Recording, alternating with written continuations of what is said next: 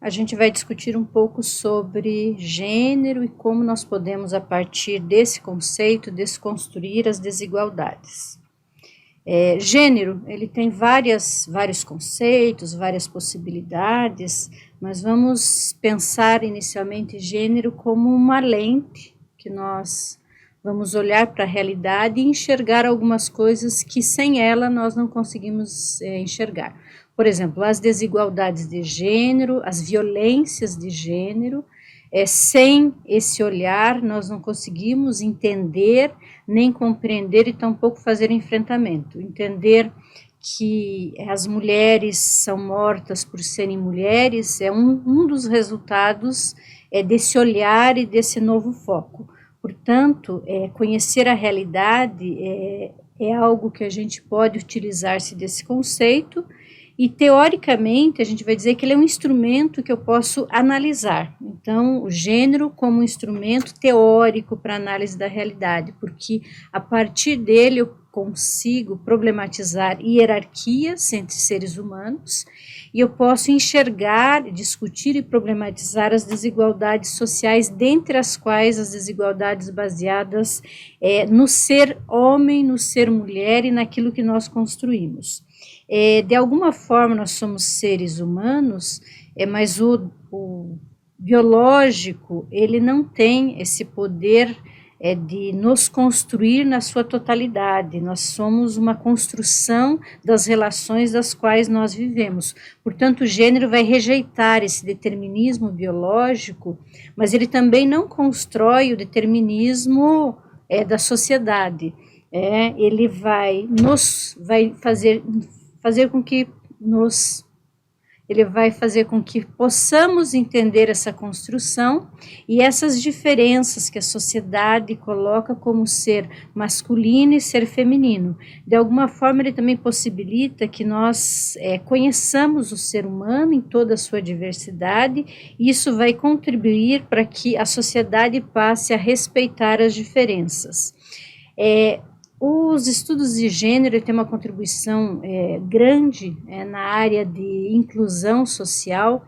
Quando nós pensamos na democratização do ensino, nós vamos pensar que as mulheres já tiveram negação do direito à educação, a população negra ainda não tem acesso na sua totalidade à educação, a população LGBTI também tem dificuldade a acessar alguns direitos. Então, os estudos de gênero vão nos mostrar por que isso ocorre e como acontece na nossa sociedade.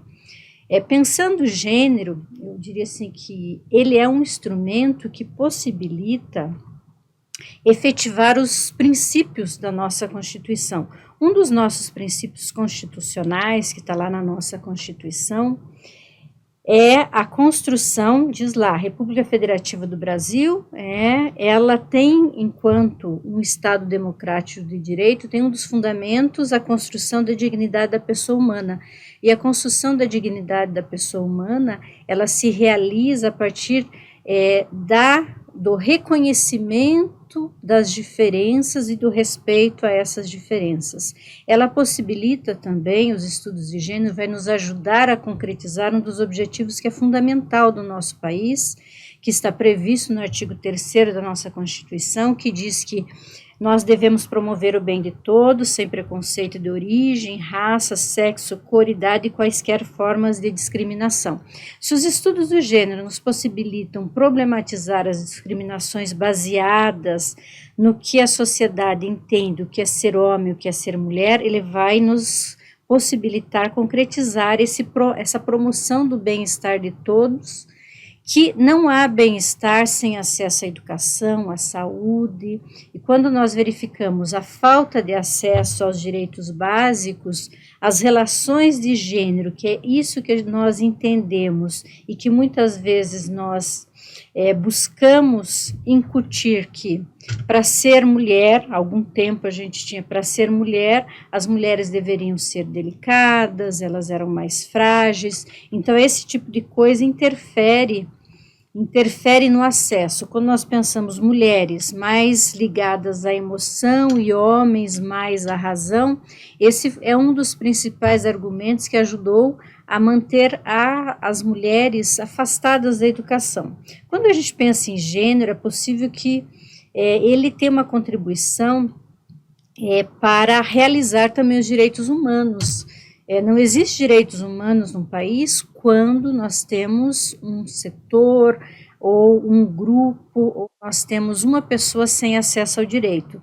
Se nós pensamos que a partir dos estudos de gênero nós desvendamos as desigualdades e por que as pessoas não têm acesso, ele realmente ajuda a viabilizar os direitos humanos, porque os direitos humanos ele vai conciliar o princípio universalista da igualdade com esse reconhecimento das necessidades específicas de cada grupo. E os grupos que hoje a gente precisa trabalhar para a consolidação dos direitos humanos, vamos pensar as mulheres, a população negra, a população LGBT, os povos tradicionais, as pessoas mais pobres, são grupos que historicamente foram excluídos e culturalmente também discriminados.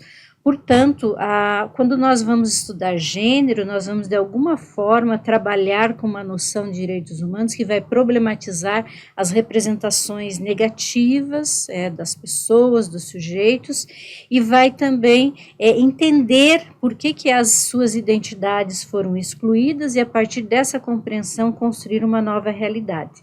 Realidade na qual nós vamos estar comprometidos com uma sociedade justa e humana.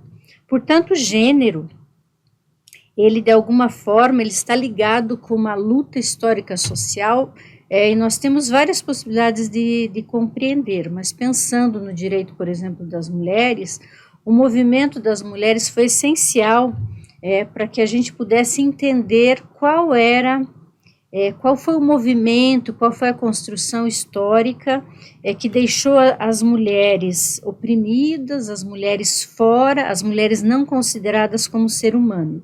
Quando nós vamos pensar em história das mulheres, a gente vai pensar como que a gente vai desconstruir uma condição que negou a sua humanidade, que negou a participação política, a negação dos direitos sexuais e reprodutivos, a objetivação do seu corpo, a questão do controle da sua mente, do seu corpo, a negação da sua cidadania, a negação do direito à vida, quando nós pensamos em violência contra a mulher, a exploração e o trabalho das mulheres, que até hoje ele é menos valorizado, e as violências de todos os tipos. Então, pensar no movimento de mulheres e associação com os estudos de gênero, de alguma maneira, o movimento de mulheres, ele trouxe à tona questões de estudo para que a gente pudesse entender todo esse contexto e essa realidade e, de alguma forma, além da consciência de classe,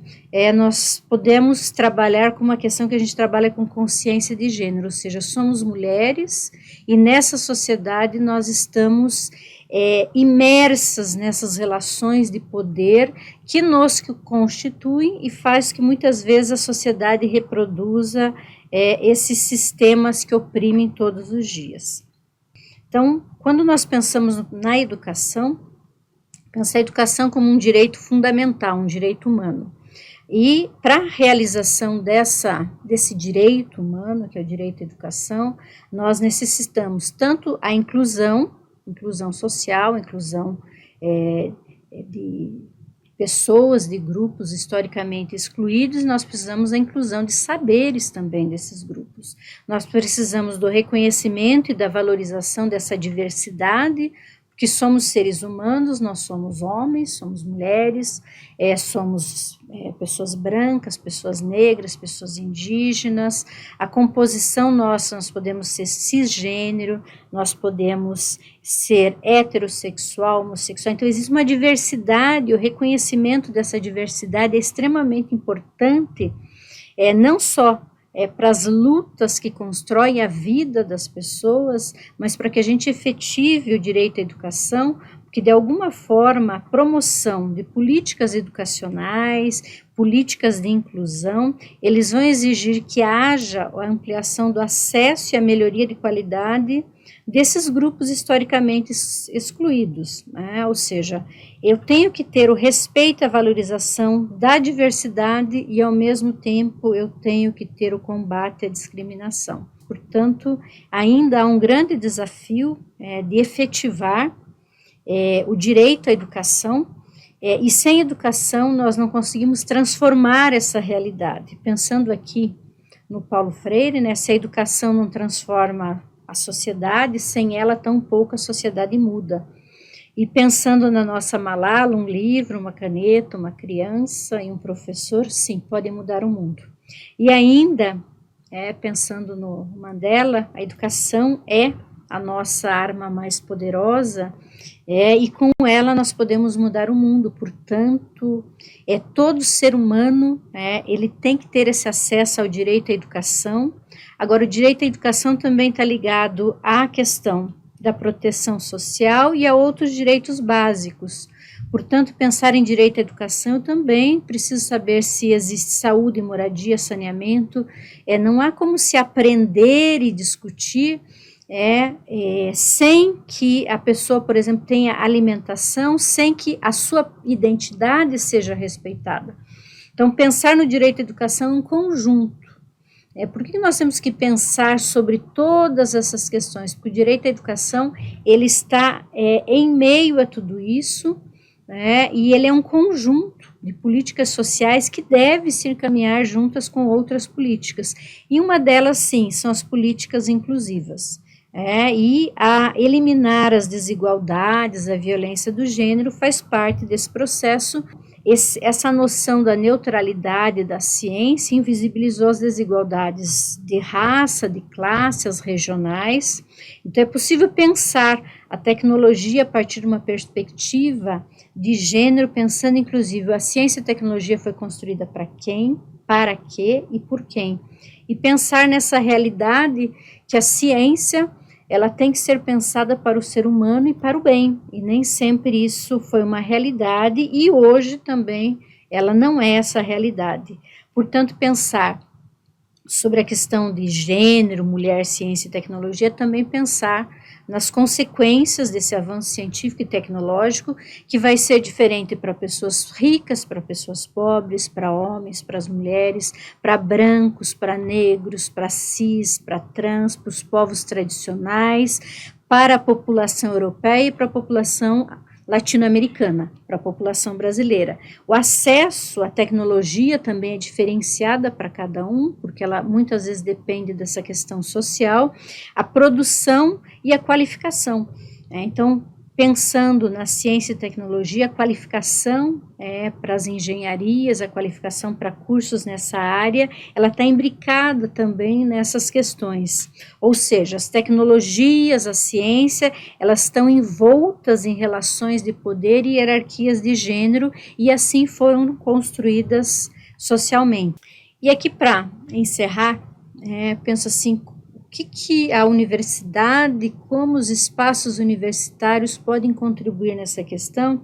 Eu trago o exemplo de grupos internos à universidade que historicamente fizeram essa discussão e estudaram. Aqui na Universidade Tecnológica nós temos o Núcleo de Gênero, Raça e Tecnologia, há mais de 20 anos, que faz discussão da teoria feminista, faz discussão do feminismo, que discute o gênero no trabalho, na educação, na saúde, em todos os espaços, o conceito de gênero, quais são as perspectivas teóricas, porque os conceitos são os mais... A gente tem uma diversidade conceitual, discute e produz novos conhecimentos a partir de encontros, a partir de debates, através de escritos do próprio grupo, a partir da saída da universidade para as escolas, onde vai lá discutir todos esses preconceitos, essas construções, e a partir dessa discussão com a educação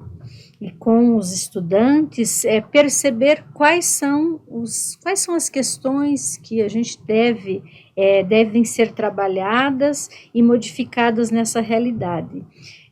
Aqui nós já tivemos várias intervenções no pátio, por exemplo, aqui nós já tivemos, lembrando aqui, uma intervenção, o que se entende pela cultura do estupro, onde durante muito tempo essa cultura de que as mulheres eram culpadas, ela precisa ser problematizada em todos os ambientes. Então, pensando no núcleo de gênero, onde fez várias intervenções, essa é uma que você entende pela cultura do estupro, que faz com que a pessoa repense.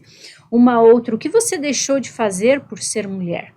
Então, são as questões, eu deixei de passar por uma determinada rua, porque aquela rua era violenta, né, e eu preciso de políticas públicas para aquilo. Então, o que eu deixei de fazer? Eu deixei de falar em uma determinada aula, porque o espaço não estava acolhedor. Então, o que se faz a partir dessa questão?